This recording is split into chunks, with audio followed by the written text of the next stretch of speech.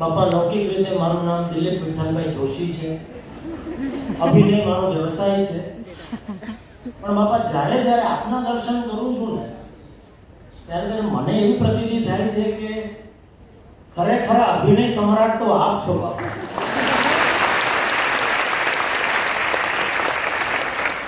કારણ કે સાક્ષાત અક્ષર બ્રહ્મનું સ્વરૂપ હોવા છતાં છેલ્લા 91 વર્ષથી આપ મનુષ્યનો જે અભિનય કરો છો, તમને બધાને એવું જ લાગે છે કે તમે અમારા જેવા મનુષ્ય જ છો, હે?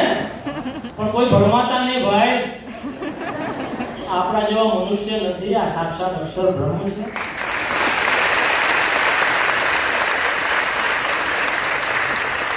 અને બાપા એવી જ રીતે અમને પણ એવું મનાઈ ગયું છે કે આ દેહ છે તે અમે જ છીએ, અમે આત્મા છીએ મનાતું જ નથી.